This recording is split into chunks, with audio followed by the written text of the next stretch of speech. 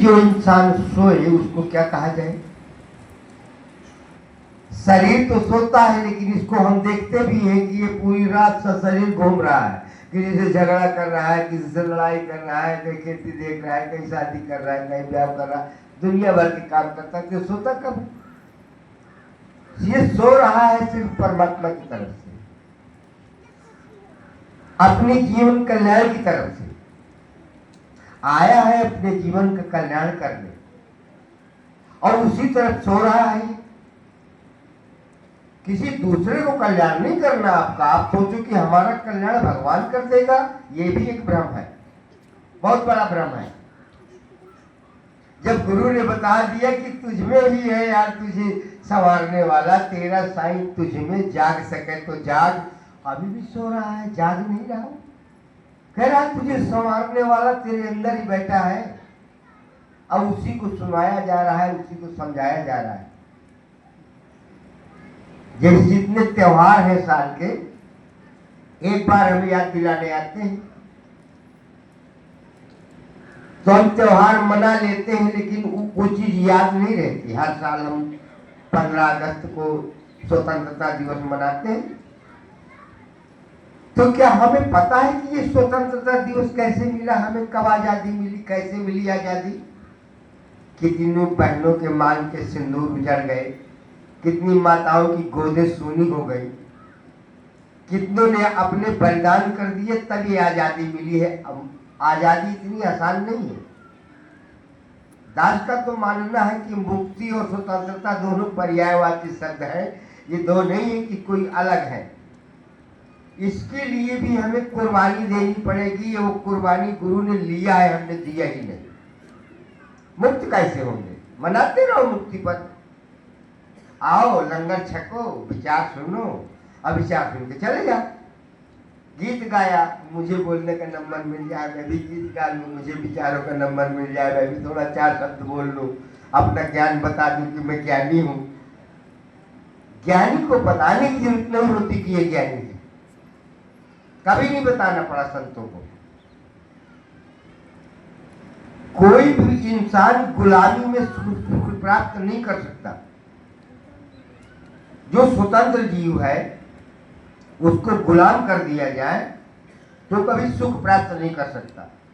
ऐसे ही हमारा मन है, ये स्वतंत्र है, परम स्वतंत्र, न सिर पर कोई, जो मन भाव करो प्रभु सोई, जो इसको अच्छा लगता है वही करता है।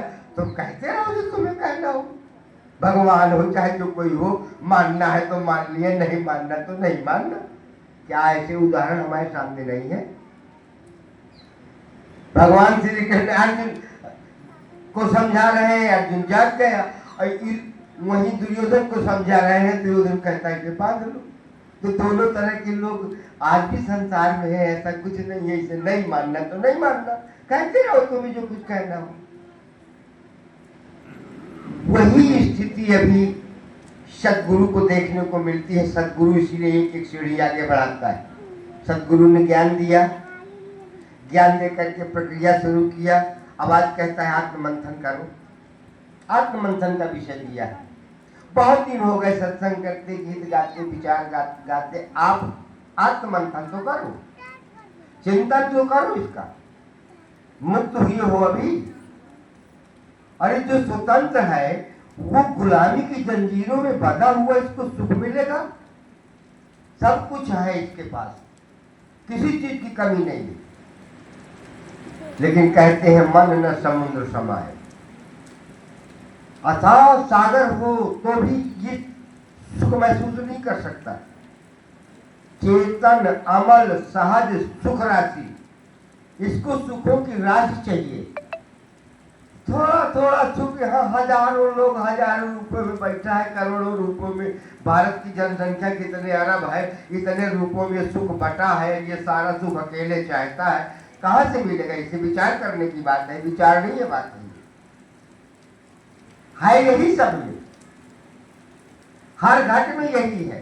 घट घट बासी है प्रभु अविनाशी करतार, दया से तेरी हो सभी भवसागर से पार।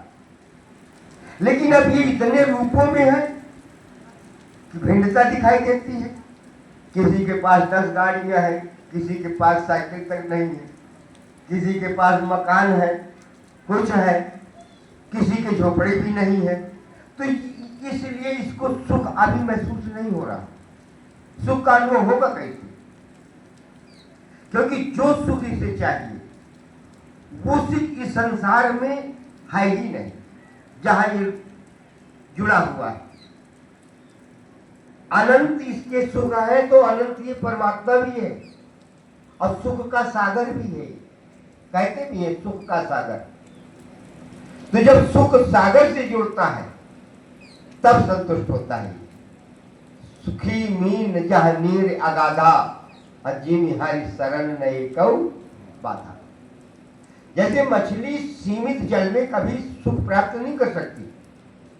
जितने अथाह सागर होगा उतने मछली खिलौने करेगी, इधर उधर जहां मन आएगा नीचे ऊपर दाएं बाएं खुश रहती है। ऐसे ये मन भी स्वतंत्रता चाहता है।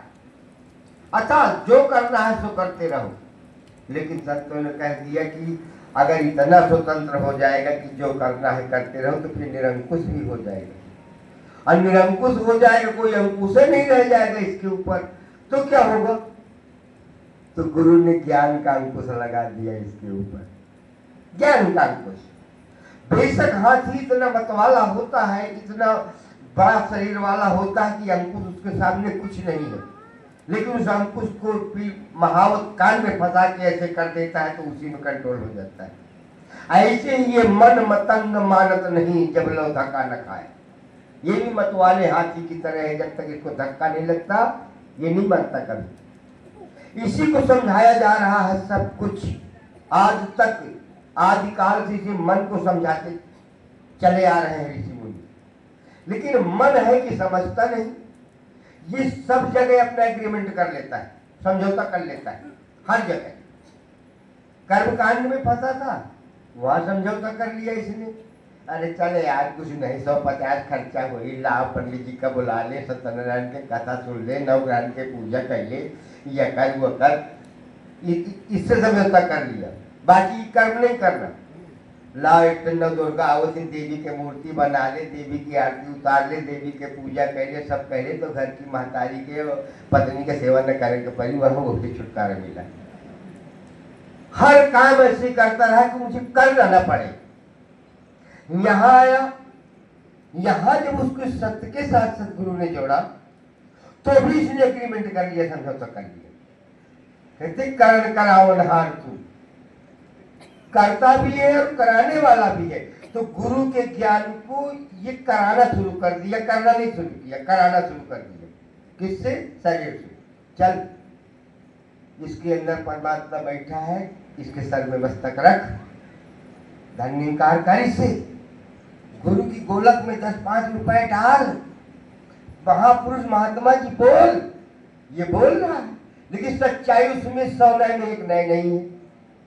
1 पैसे सच्चाई नहीं है। क्या अपने हृदय में आत्मावलोकन करो कि जिसके चरणों में मस्तक रखते हो, क्या उसे परमात्मा स्वीकार करते हो?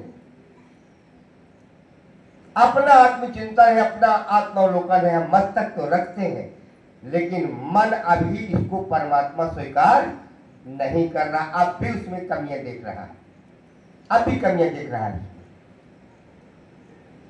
कहां ज्ञान का असर है? ज्ञान हमने बसाया ही नहीं हृदय में। बताया कि ये मन इतना चतुर है, मन माने की बात है उद्धव, मन माने की बात है। कीर करत है कोर काठ में, बधत कमल की बात है। केवल मन मानने की बात है। मन हमारा मान ले, स्वीकार कर ले। जिस दिन मन मान जाएगा, स्वीकार कर लेगा, उस दिन से इसकी जिंदगी में सुख के अलावा कुछ रह ही नहीं जाएगा।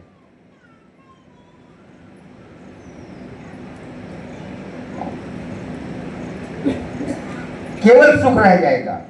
यही मुक्ति है। वो दुख से बिल्कुल मुक्त करना चाहता है। तू जहां से जुड़ा है, ये चीजें तुझे सुख भी देंगी तो दुख भी देंगी, क्योंकि सृष्टि का नियम है ये। जन्म मरण सुख दुख सब भोगा, अहानि लाभ प्रिया मिलन वियोगा, काल कर्म बस होई गोसाई, अपर बस रात दिवस की नाई। जैसे रात और दिवस हमारे चाहने और न चाहने से नहीं होते, बरबस जबरदस्ती। हम न चाहें कि रात ना हो दिने दिन बना रहे, तो हमारे चाहने से थोड़ी दिने दिन बना रहेगा, रात तो होगी। हम चाहते हैं कि हमारी जिंदगी में सुख ही सुख बना रहे, हमारे मन के मुताबिक हर व्यक्ति काम करता रहे। जो मेरी राय है, मेरी सलाह है, मेरी इच्छा है, वो सब कोई माने, मेरी इच्छा ही सर्वोपरि हो, ये उसका स्वभाव है। ये हमारे मन का स्वभाव है। स्वभाव को बदलना इतना आसान नहीं होता। ये अपने से श्रेष्ठ किसी को मानता ही नहीं मानता किसी को। इसलिए सद्गुरु ने कहा कि मन तू ज्योत स्वरूप है, अपना मूल पहचान। अरे तू ज्योत, तेरा असली स्वरूप ही ज्योति है, प्रकाश है। जिस प्रकाश की धर्म ग्रंथों में गाथा गाई जाती है कि निराकार है ज्योति तुम्हारी, चहुं दिशा फैली उजियारी। निराकार की ज्योति, अलख ब्रह्म नहीं लख परय है सगले प्रकाश, आदि शक्ति की ज्योति ने कीन्हो घट घट बात। तेरा प्रकाश ही है इस संसार में, बाकी तेरे प्रकाश के अलावा सब चीज यहाँ जड़ है।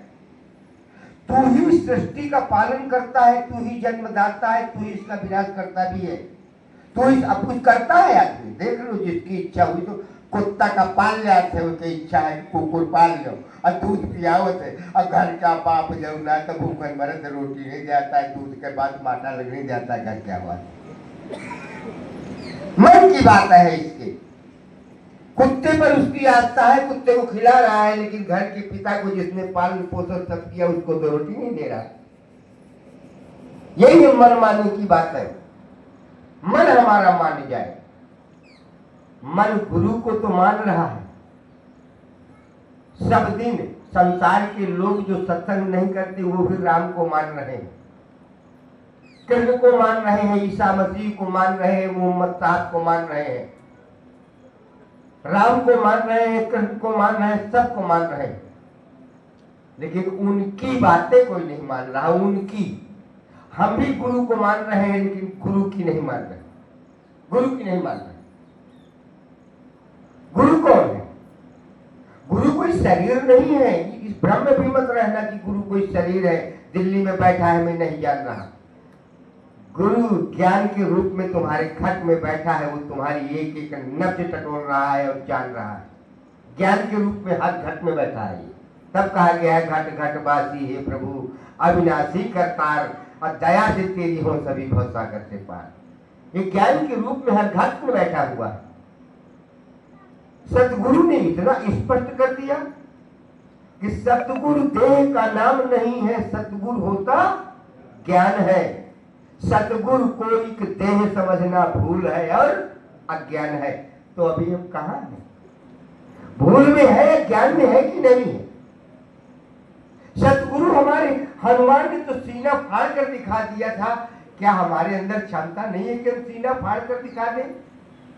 हमारे कर्म ही सीना फाड़ कर दिखाना है, दिखा देंगे कि हमारे घर में गुरु बैठा हुआ है, मेरा इष्ट मेरे घर में बैठा हुआ है।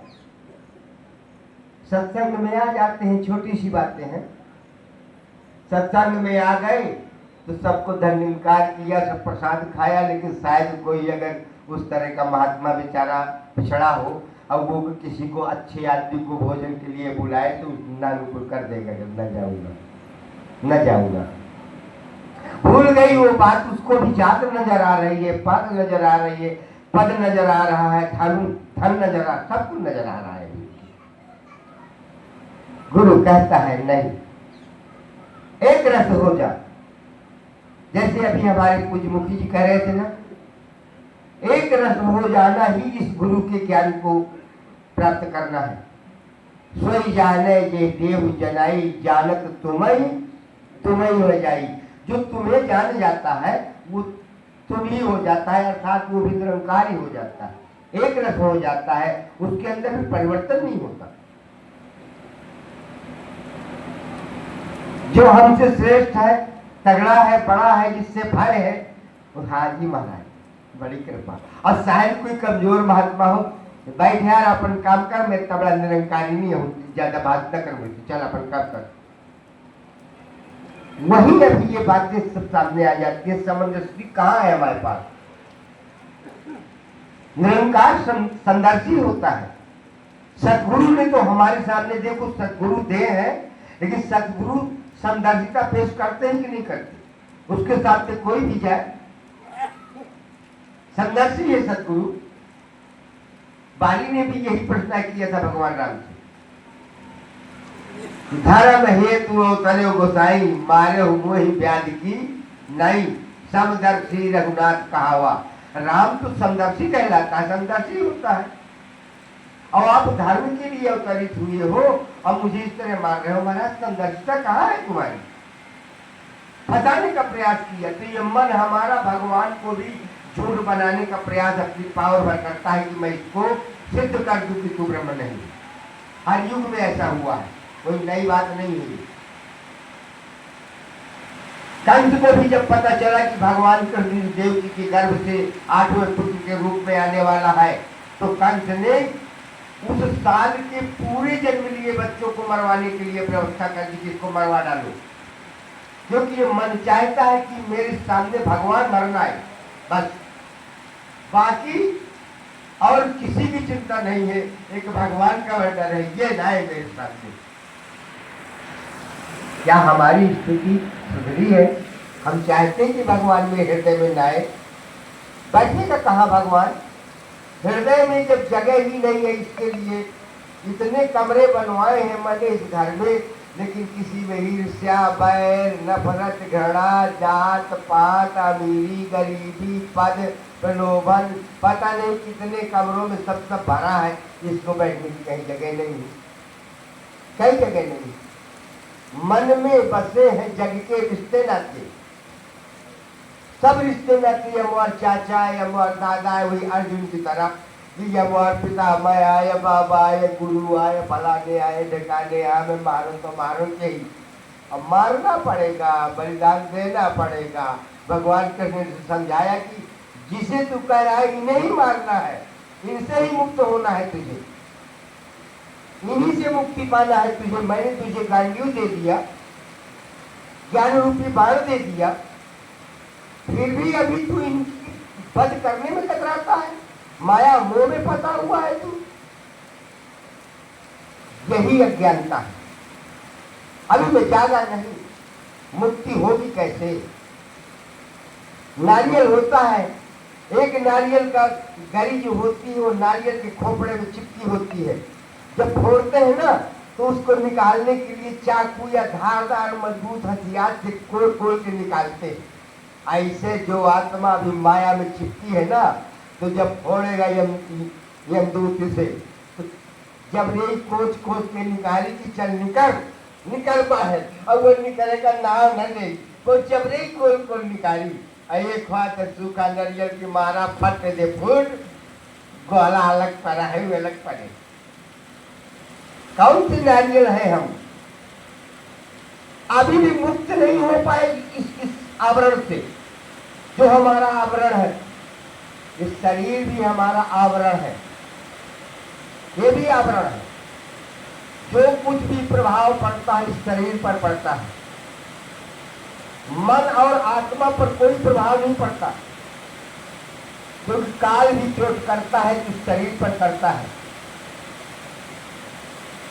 आत्मा पर, मन पर काल कभी चोट कर ही नहीं सकता, न काल की औकात है। बल्कि रामायण में लिख दिया गया है ये, तात राम नहीं नर भूपाला, अभुवनेश्वर कालहु कर काला। ये जो हमारे अंदर बैठा हुआ है, ये कालों का भी महाकाल है। जब ये काल समय नहीं था तब भी ये था, ये था। काल इसके वश में है, लेकिन ये काल के वश में नहीं है कभी। काल के वश में कौन है? शरीर। तो शरीर पर चोट करने के लिए काल 24 घंटे हमारे सर पर नाचता है। 24 घंटे हमारे सर पर काल नाचता है शरीर पर चोट करने के लिए। पुरानी कहावत है, कहते हैं जब काला नाग किसी को खेदे हो तो कहते हैं कोई कपड़ा अपना उतार के फेंक दे तो उसी में लपेट जाता है, तो तुम्हारे पास नहीं आएगा। तो हम तो शरीर का कपड़ा आप पहले हैं, अगर इतना देर है कि कपड़ा का निकाल के फेंक दे अंदर से का लगता है मौका कैसे का मेरा कर क्या लेगा काल। लेकिन मैं अभी शरीर बना बैठा हूँ कि मैं कपड़ा हूँ, मैं अपन पहचाने नहीं कर पा रहा कि मैं आत्मा हूँ। जिस दिन ये ज्ञान हो जाता है उसी दिन जीवन और मृत्यु का चक्कर भी समाप्त हो जाता है। अब मर्यादा की बात हो रही थी। मर्यादा क्या है? याद रख कि मैं मरा हुआ हूँ, मैं जिंदा हूँ तो इसकी बदौलत जिंदा हूँ, नहीं तो मैं मरा हुआ हूँ। ये याद रख, मरे हुए व्यक्ति की कोई औकात नहीं होती। अपनी औकात को याद रख, ये है मर्यादा। मर, तू मरा हुआ ही है, तू जिंदा है ही नहीं। तू जिंदा है तो इसकी बदौलत है। जो चेतन कह जड़ करई, जड़ ही करे चैतन्य, अवध समर्थ रघुनाय कहीं भजई जीव से धन्य। अरे इस लाश को तू जिंदा किए है, तू जब चाहेगा तेरे लाश है, अभी है और आगे की लाश ही है। ये तो जिन यह राम कथा नहीं आनी, अजीवित सौ समान तो प्राणी, सौ ही है ये। सब को लागे घूम रहे हैं, सब से इतना मोह। वो बंदरिया के बच्चे की तरह, कि बंदरिया का बच्चा मर जाता है तो उसको बंदरिया सीने में चपकाए रहती है कि मेरा बच्चा भी जिंदा है, जब तक वो सूख नहीं जाता। हम इस मरी हुई लाश को चिपकाए बैठे हैं कि यही सब कुछ। गुरु बार बार कहता है कि याद रखे यार इस बात को, लेकिन गुरु की कोई बार मैं ही हूँ सब कुछ, जो कुछ मैं हूँ, मैं करूँगा जो करना होगा। गुरु कहेंगे हमारे मतलब की जो बात है उसको मैं समझ लेता हूँ, जो हमारे मतलब की नहीं है तो गुरु नहीं चाहे जो वो काट रहा है। तो आओ संत जनो, इतनी सी बात हमारी समझ में आ जाए। गुरु ने जितना ज्ञान दिया है, ज्ञान बहुत बड़ी बात नहीं गुरु ने दिया, यही बताया है कि तू देह नहीं है, तू आत्मा है। तू नाशवान से प्रीत लगाई और कर्तव्य सुनाया है। ये नाशवान है तेरा शरीर, इससे तू प्रेम कर रहा है, और जो करने कराने वाला तेरा मन है, इसको बिगाड़ दिया है। तो आओ संत जनों, समय अपनी जगह पर पहुंच चुका है, अपनी समय सीमा पर। इसलिए दास सभी के पांव चरणों में सिर धरकर प्रार्थना करता है कि यदि हम